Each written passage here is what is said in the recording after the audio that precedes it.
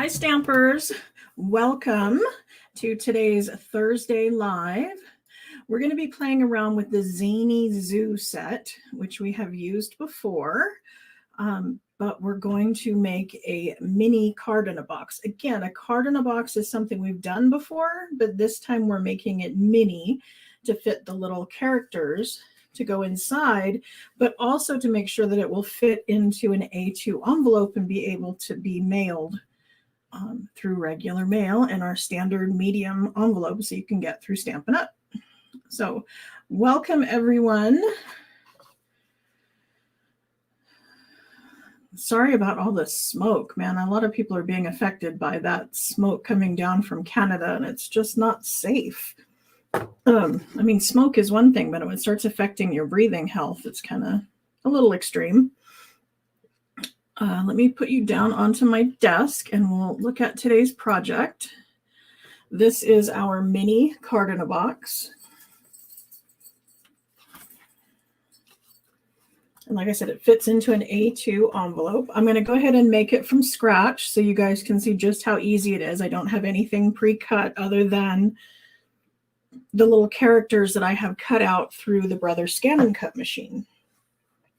And that's one of the reasons I love this designer series paper, which remember is only on sale for 2 more days, because it has all these great little characters in it, and they have nice clean edges, which is one of the things the Brother Scan and Cut looks for, is to find a defined edge that they can cut all the way around. And it made it really super easy with this paper. There is a die that will fit one character out of each sheet. So this guy has a die. This little ballerina, she has a die. This one, it was the turtle singing. This one, it was, the little guy with the balloons. This one is the skunk with the bird on his head. And this one, which I've got mostly cut up, was the little alligator riding on a bicycle. So it's really, really super cool. I love the idea that they allow our dies to cut stuff out of the DSP. I just wish it they weren't all on a different sheet. You know, like I would love to be able to lay them all out and cut them all at the same time. And I couldn't, which is why I ran it through the Brother Scan and Cut. But this is the stamp set we're using, and this is our adorable set of dies. I think my favorite die in this is this little curtain. It's really super cute. So this would be a curtain on either side, and then this would be the ruffled curtain across the top to make your stage that a lot of these little characters could go onto. Yes, thank you for those of you who are putting in hashtag prize patrol. That is how you get into the drawing to win today's card, because after we're done, somebody is going to get today's card mailed to them. Okay, I'm going to start with a sheet of Lemon Lime Twist. And the piece I want is going to be 8.5 by 5.5. So I'm going to go ahead and do that. And then the bottom of the box, I'm going to make 3 inches and the top 2.5. So I'm just going to score there. And then I want to score every 2 inches, and I want it to be exact. Now you can run it through your trimmer. Not saying you can't. But when I work with boxes and things that need to be exact, I prefer to bring in my score tool. This is our Simply Scored. It comes with its own stylus, and there's also little markers in here that you can use to put into the little grooves so that you can mark. So if you're going to be doing a lot of cards, like when I do a card in a box, maybe I'm going to do 5 or 6, or I'm going to be doing it for a class, I can put the little markers in there to mark where all the score lines are so they're always correct.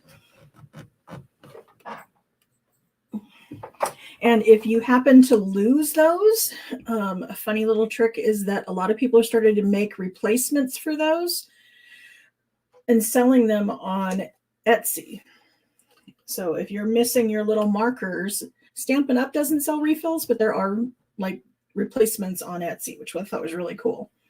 They even make them in pretty colors. So this stylus has a skinny end and a fat end. The fat end rolls on top of the groove, whereas the little one goes kind of into the groove. So the little one will make a deeper score line than the fat one will. I will use the fat end mostly with the designer series paper because I'm a little curious that I'm a little concerned that it's going to cut the designer series paper, and I don't want it to do that. I don't want it to go too deep and rip. But I will use the skinny end on our cardstock because it's a little thicker and allows you to do that. So I'm going to mark it 2, 4, 6, and 8. Kind of funny. That's a 2, 4, 6, 8. That's the kind of the measurements of the card we did on Monday. I just realized those were the same. So that's going to be that piece. Oh, and while I have this out, actually what I want to do is I'm going to want to create our cross members. So I'm going to cut a little piece that is 2 inches. I'm going to make them 1 inch tall this time. And I'm keeping the 8.5 on purpose because I want to take and score on the 8 and then on the 6, because I want this measurement between the two to be exact. So I could have gone 1/2 inch and then 2.5 and then 3. But to me, it's just as easy to score these two. Sometimes I'll even have the entire thing in here, and I will do all the score lines first and then cut it off into strips. But either way, I want that for my cross members.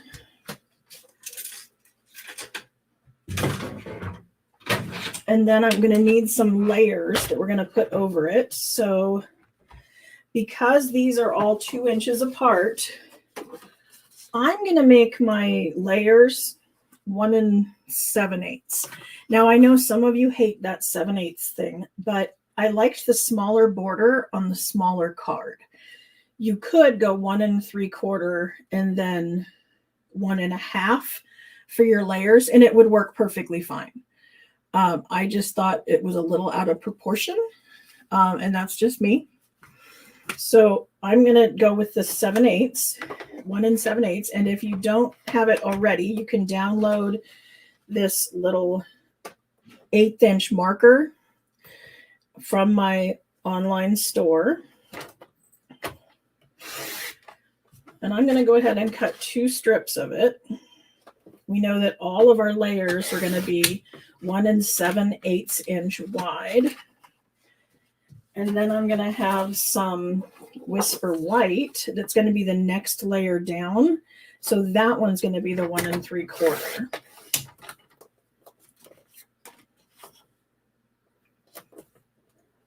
Might need one more pool party.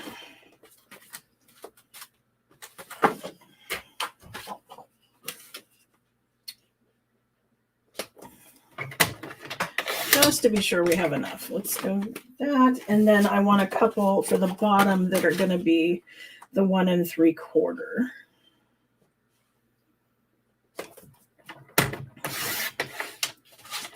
Okay.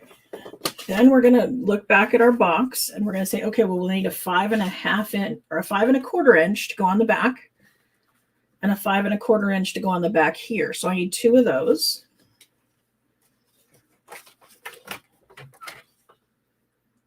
Oh, and actually take that back, 5 3/8, because I'm doing the skinny borders. So 2 of them at 5 3/8.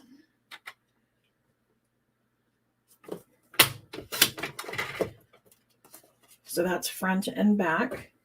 Then we have these bottom pieces. Now remember, we scored at the 3 inch. So this is going to be 2 7/8 for those ones. And I have 3.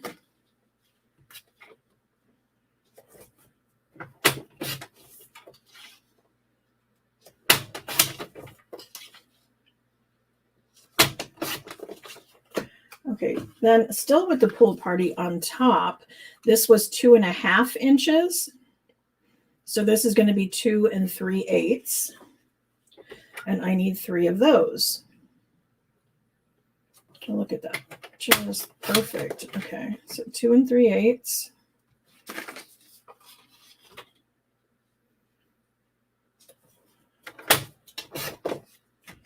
3 times.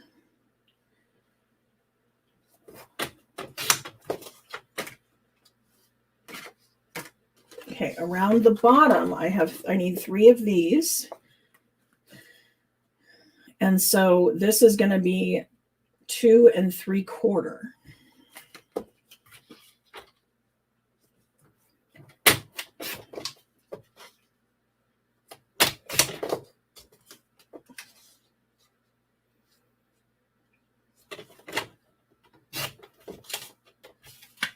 Okay. Now up here, this is going to be 2.5, so 2 1/4 is what our whites are going to be here. So we need 3 of those.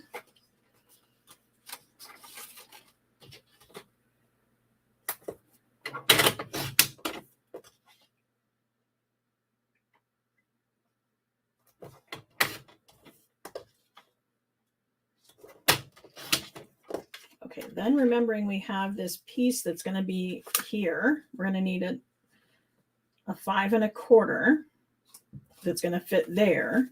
And then I can use this one on the inside because I don't need it to go all the way to the bottom.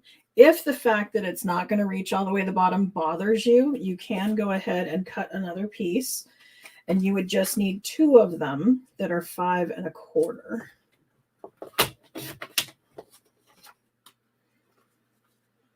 All right.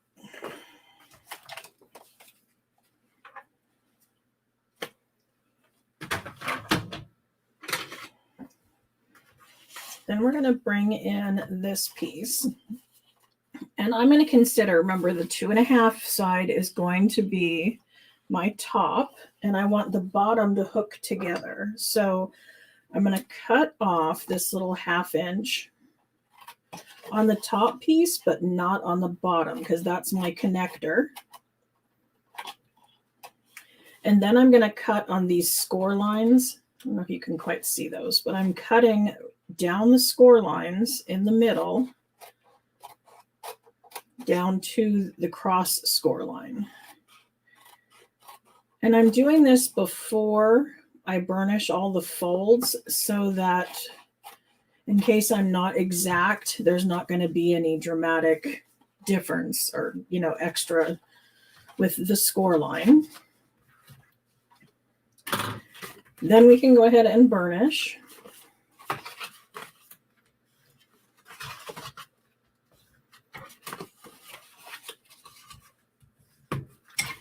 And then I want this to be my connector, like I said, but because we're working with a box and it's something that's going to get lots of interaction and people are going to play with it, I want it to be pretty sturdy. And so I'm going to use a stronger adhesive. For this, I'm going to use tear and tape.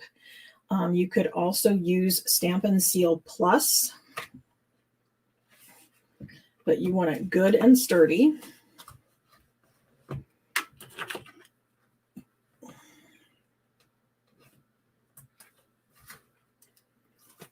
I love using the Take Your Pick tool to peel off the back of that tape and also to peel off the back of dimensionals. It works really well for that. I kind of look for where that little connector piece is, and I make that the back of my box because that layer is going to cover it up. So I want it back here, but the other 3 are going to fold over. So I'm folding these 3 over, but not the back. I want this one to stay straight. Okay, so is everybody good this far? This seemed pretty simple. Okay, then we're going to come back to this little piece I said was going to be our cross members, and I'm going to go ahead and cut at 1/2 inch over so that I have a 1/2 inch on either side and 2 inches in the middle. I'm going to use tear and tape again. I'm going to put it on one side, and then I'm going to flip and put it on this side. So I want one on the top, one on the bottom, or one on the left, one on the right, but just one of them front and one of them back. Okay, then I'm going to make this 2 cross members. I went ahead and put the tear and tape on first before I cut it in half, just because it means I put 2 pieces of tear and tape instead of 4. It just saved me a little time. But I'm going to cut this in half down the middle. So I'm cutting that at 1 inch. So now I have 2 of these. Now I'm going to take off one of the backings to the tear and tape, and I'm going to arrange it so that I'm in here, oops, kind of hovering. I'm not quite touching yet, finding out where I'm square. Like I want it the same distance from the back, you know, square. I don't want it cattywampus. I want it to go straight across. So you'll see it's going to hit on the other side very similar to what it hits on this side. That's what I want. Okay, then I'm going to take my second piece and I'm going to do the same thing. So I'm going to peel off one side.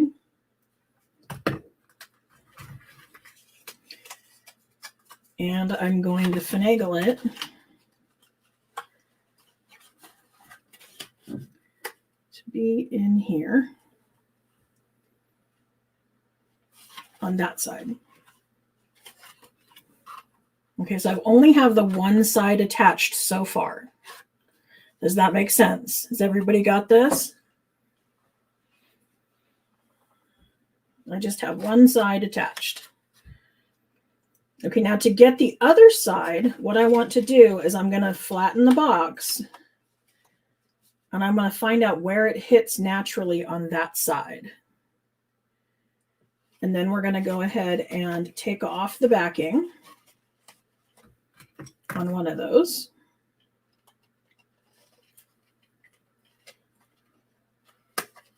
Okay, and then I'm just going to squeeze it shut.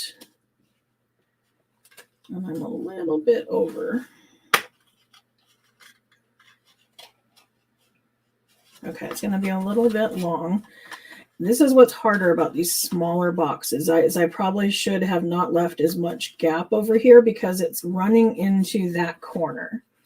And I can see it doing that. So I'm going to come in here with my paper snips. And I'm going to cut off the part that doesn't have the adhesive. So not much, but enough that it's not going to hit that corner. So now if you watch,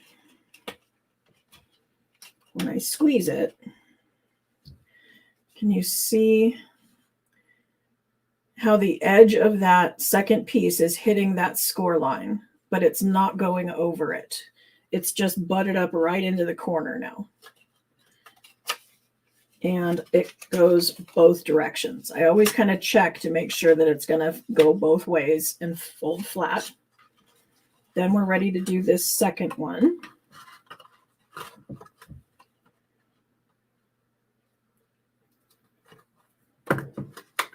And I'm doing the same thing. I'm going to fold it flat and then let that naturally grab and make sure it goes both ways. Okay, that's going to be the hardest part of this whole thing. And like I said, if you take it kind of one step at a time and go, you know, one adhesive at a time, it helps. Okay, now we're ready to start decorating. So you know me, I like to get rid of a lot of these pieces right off the bat before I lose some. So the layers I can put on before I stamp, I'm going to go ahead and do that. So I'm going to bring in our pool party pieces.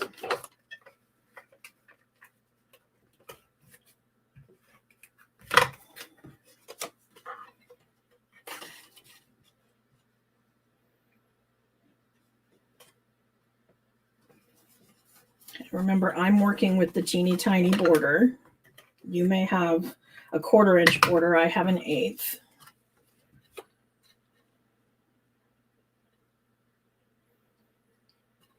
Or I guess since the whole piece is an 1/8 of an inch smaller, those are actually 1/16.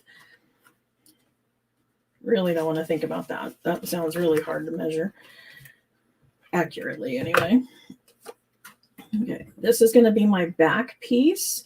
If you wanted to stamp a sentiment or some little balloons or confetti, that would have been the time to do that before adhering it. But this is where you would write your message. Then we're going to put on the bottom pieces. So that's these ones here.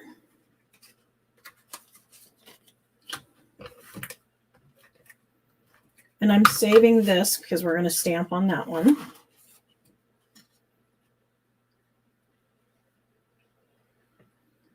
Now, please let me know in the comments if you have questions.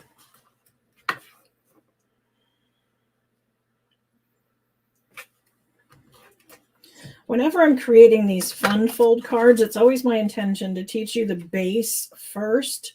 Some people will decorate the box when it's still flat, and it's kind of a little easier to adhere all the pieces and everything, but I like to know it works and it's functional before I start putting all the time and effort into decorating it. Because what if I put it together and I had all the layers on it and then it wouldn't close properly? Then I'm trashing or frustrated with a whole decorated card. Whereas if I only have the base, I can say, okay, that was my practice piece. I can use it as a template and not be too concerned that I can't use it as my actual card. And besides, you want the stress out of the way first because you want it to be fun. And granted, it's not super stressful to put the base together, but if there is any chance for frustration, that's where it would be. And we want that out of the way so we can get to the fun part.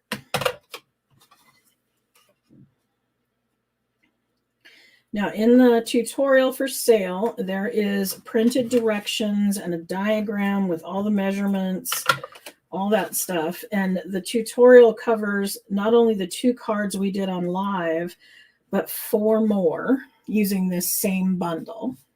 The tutorials are mostly arranged in my website tutorial store by stamp set or bundle. I usually do, and I want to say usually because they're not all exactly the same, but usually I do 6 cards all with the same bundle, giving you a variety of ideas and techniques and some fun fold and some plain, not super plain, but easier to do than some of the fun folds. So there's a good mix. And if you create an account on my store, it will keep all your downloads together so you can revisit them, or you can just sign out as a guest. It should direct you directly to the page where you download the tutorial right after you pay. It redirects you and says download here. And then if you don't catch it there, your receipt will have a link on it as well. Okay, so there's our basics, okay?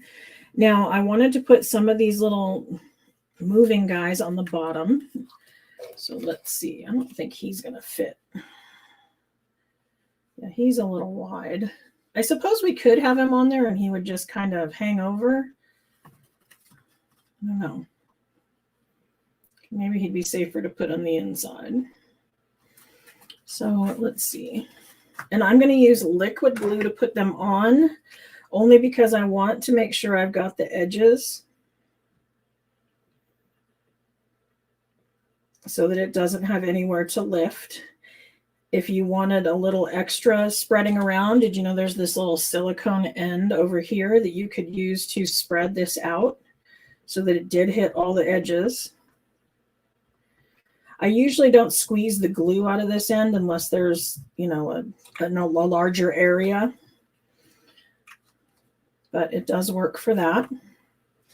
probably wanted to do that on top of the silicone craft sheet because the glue will easily wash off of that. Okay.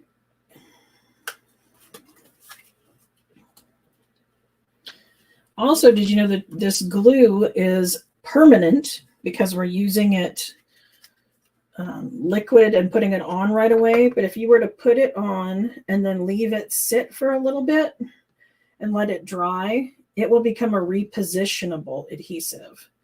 So some people have converted their old, they called them clear mounts, but it was the red rubber that had the backing that instead of being sticky like our cling stamps are, it was kind of a static cling.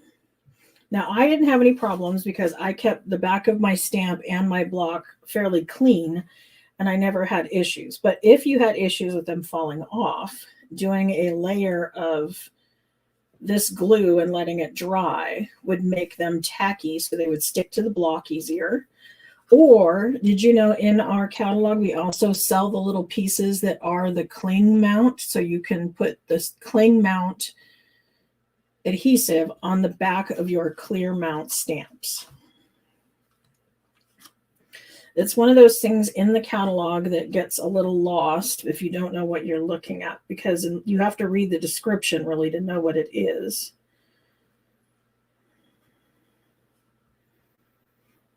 You could also remove your wood blocks. If you have stamps that are on wood mount blocks and you're just in love with them and can't stand to get rid of them, if you stick them in the microwave for 10 to 20 seconds, it will allow you to peel the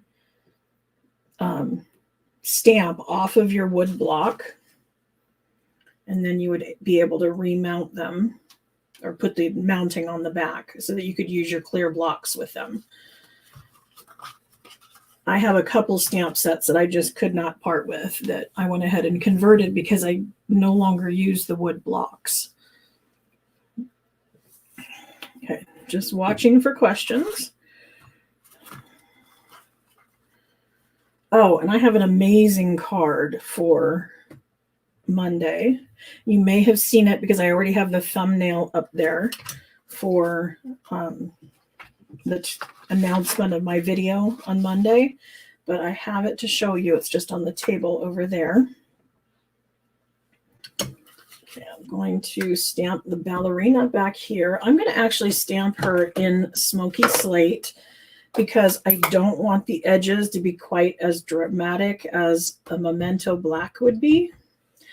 If you were to ink this up and then stamp it off and then stamp with a very light color, either smoky slate or crumb cake or lemon lolly, something really soft, that's what they would call a no line coloring, because once you started coloring it with your watercolor pencils, Stampin' Blends, whatever you're coloring with, you would no longer see the edge because it would be so faint. It would be just enough to give you guidelines as to where to color, but you wouldn't see it afterwards.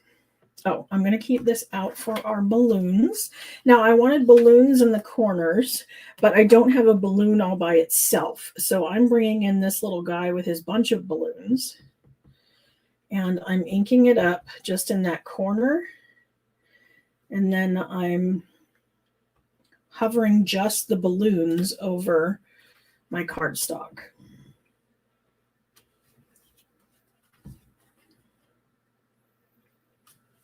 So there I have a balloon stamp without having to stamp our character. On one of them for the front, I'm going to do Happy Birthday. And I'm going to do that one in Pool Party.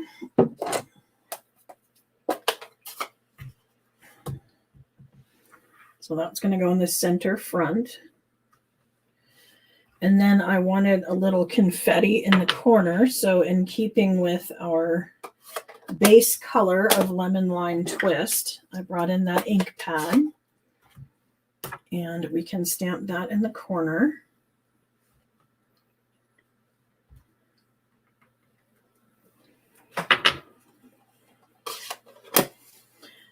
And I'm going to color with Lemon Lime Twist. Petal Pink,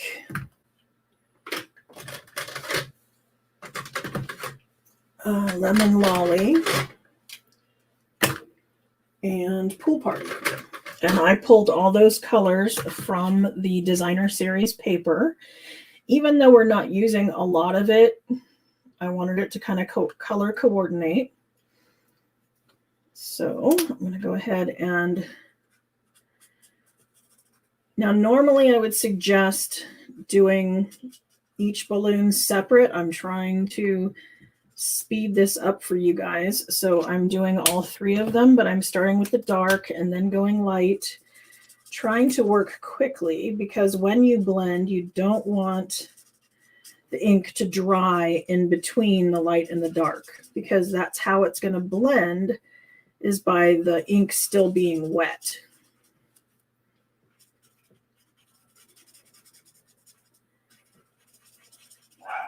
So where the light and the dark are going to connect, you do small circles that kind of drags the ink around. And it will probably go all the way through to the back. So don't panic if you look at the back of your cardstock and like ink is coming through. It's okay that it does that. That's to be expected.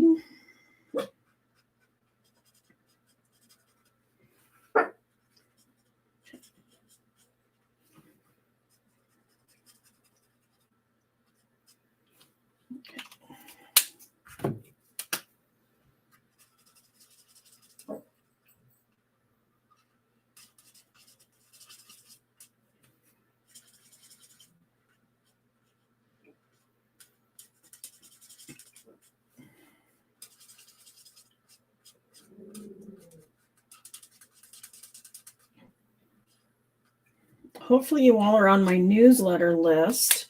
I did just send out a newsletter. Number 1, reminding you that we only have 2 days left of this amazing Join special, but also the designer series paper sale will end tomorrow. So if you wanted to get in on that, now's your last chance.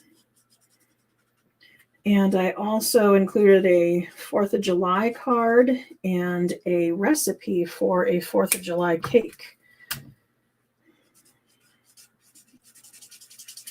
When you go to my website, queenbeecreations.net, it'll do a little pop-up and ask you if you want to be on my email list.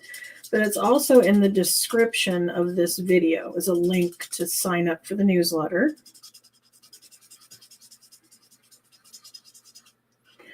It would start out with a series of welcome emails, and then you would get the weekly, or I try to do weekly, email with just the specials of what's going on and a recap of what's happened on my YouTube channel, and just keeping you up on all the latest of what's going on at Queen Bee Creations.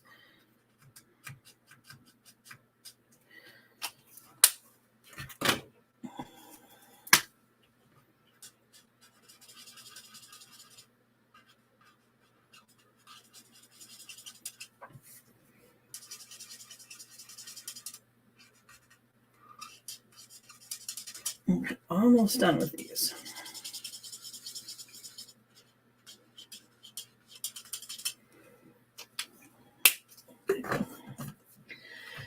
And then get them out of the way.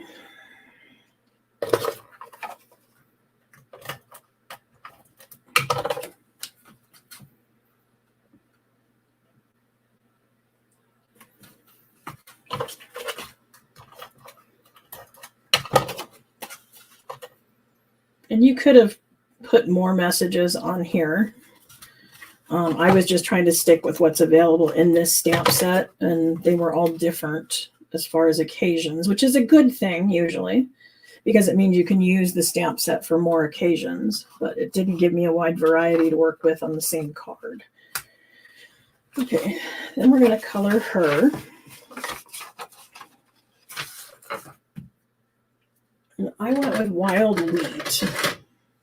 Again, because I'm trying to find ways to use this color, because it was not on my wish list to start out with. I was not so sure about this, but I'm finding uses for it.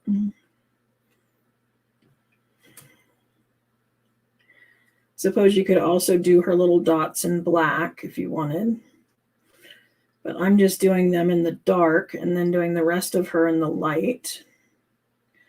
And then we'll color her tutu pink.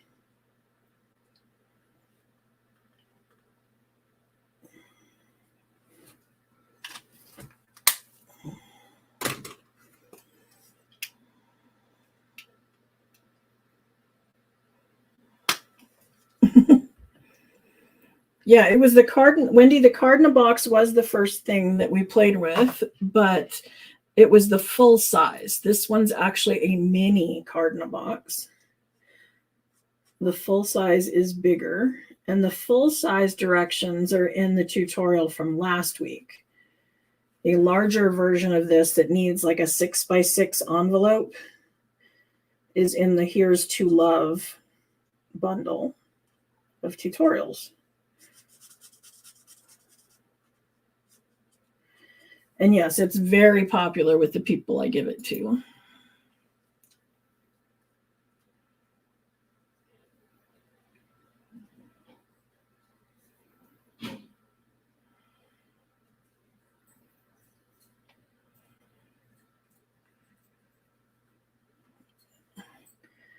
You know, I have seen ideas for what people are doing with those wood blocks. I will try to see if I can find them. There were some ideas. Can't think of it off the top of my head because I'm trying to concentrate to stay in the lines. But there are ideas, and I will look them up. How about that? I know one of them was somebody put felt on the back of it and used it to, or a handle, even their felt on one side and handle on the other. And they used it on their Stamparatus as the piece that you push down to make it connect better. So they would have the wood block in the middle with a handle on top and felt on the bottom, and you could press down on the top of your Stamparatus and it would give you an even connection. That was one of them. There's more.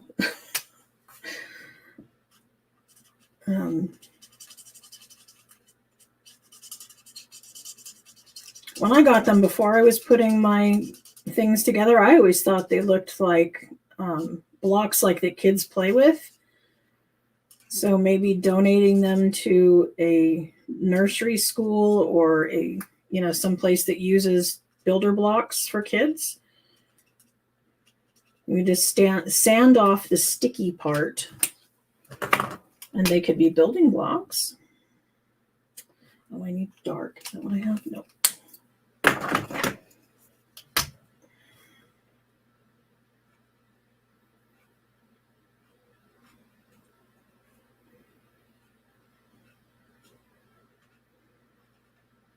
There's also been some craft projects.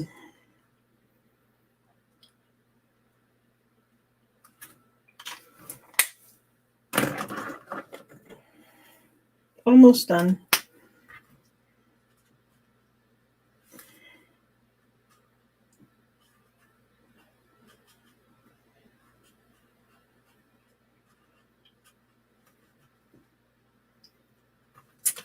Have you seen the, what do you call it? They're the clear blocks that people use to make the walls in showers. They're kind of thick and square. They have a hole on one end, and I've seen people put their little tiny wood blocks into them. If you had a bunch of wood blocks that were like this size, you could put them inside of that little block with maybe some those mini battery operated lights and make a decoration for your craft room.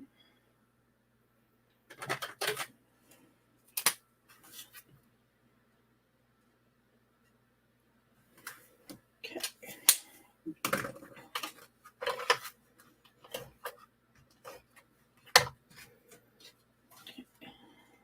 Let's go this way.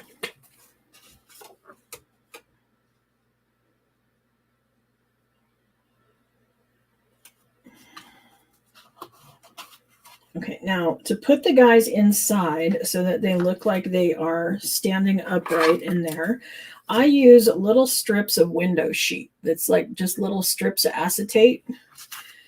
And I put 2 glue dots on either end. And I do 2 because when I only did 1, it rotated a little. And having 2 on there made it stay straight. I don't know why 2 stay straight and 1 was sideways, but that's how it worked. So I put 2 at either end, and then I put it on the back of my character or whatever I want to pop up on the inside. And then I'm going to put it in here where the cross member is. And then I'm going to make it stick. Okay, now because I made these a little shorter, it's sticking off the end here. So I'm going to go in and snip that off.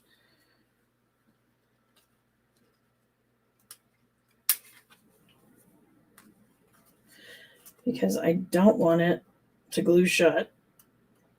That would not be ideal. Okay. So maybe a little higher up on there, or maybe use the 1.5 inch cross members, which is what I use on the larger boxes. Okay, and let's do this guy. So again, a little strip of acetate. 2 glue dots. Yep.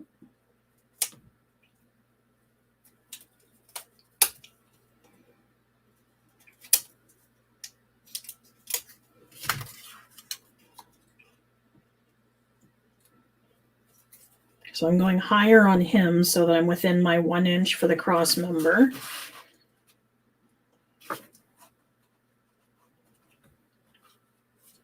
And then this guy for the front, I don't really need, I guess I could put him on a little stick, but if I didn't want to, I could just put glue dots on the front.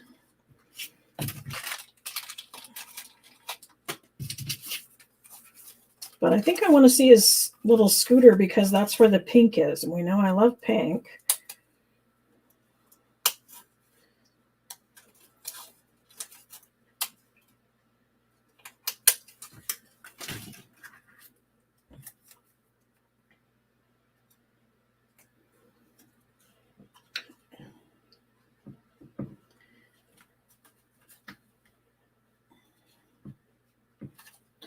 So there we go. There's our little characters popping up in our box.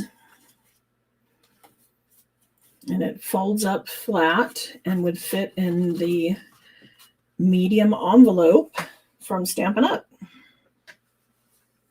Okay, I'm going to look back at our comments.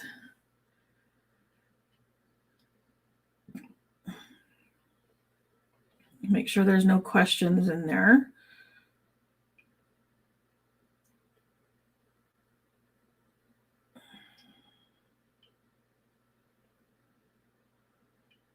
Yeah, the dogs are out there barking.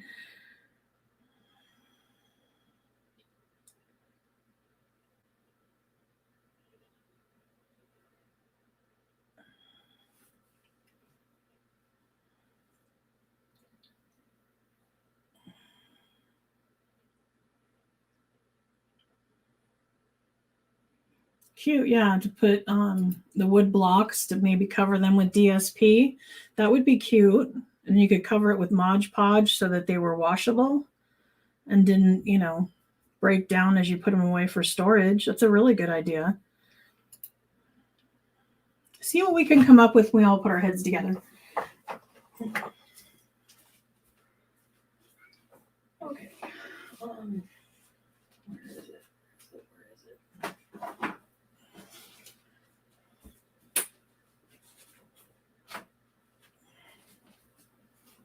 Okay. So one of the reasons you want to go out and buy my Zoo Crew or Zany Zoo tutorial is not only you get the card in the box, the 2, 4, 6, 8 card we did on Monday, but there's also this flying seagull. There is full directions, measurements, and a diagram for how to put this one together. Monday, we're going to start working with the classic alphabet letters. The classic alphabet letters is available in our online store. This is one of the items that is not available in any catalog. Stampin' Up! Has decided they're going to start coming out with online exclusive items, which means that they are only available online, and this is one of them. There's some really cute ones coming out on July 6th. Just saying, you're going to want those ones. And then here is Monday's card.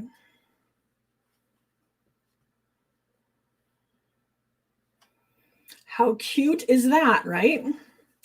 I saw this on Pinterest and then found out it was done by somebody in Europe and all in metric measurements. So I converted it and made it in inches. But I thought this was a great way to use the letters to make a wow card that's easy to do. So come back on Monday and we will do this one. And of course, there will be a tutorial. We've already started on it, so that's coming. Okay, has everybody got in hashtag prize patrol? Because we're ready to spin the wheel and see who gets today's card.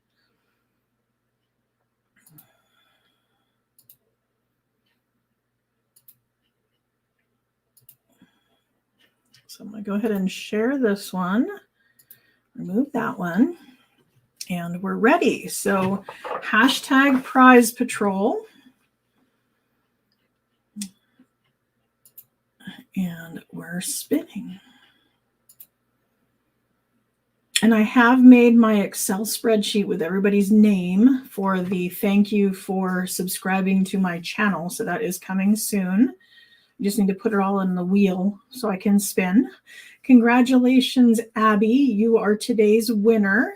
As always, you just go to my website, queenbeecreations.net, and then up there in the address bar, you're going to put /prize patrol. It will take you to a Google form where you will give me your mailing address so I know where to send it. So congratulations to Abby, and thank you to everyone who is here watching. And come back on Monday, and we're going to make this awesome card.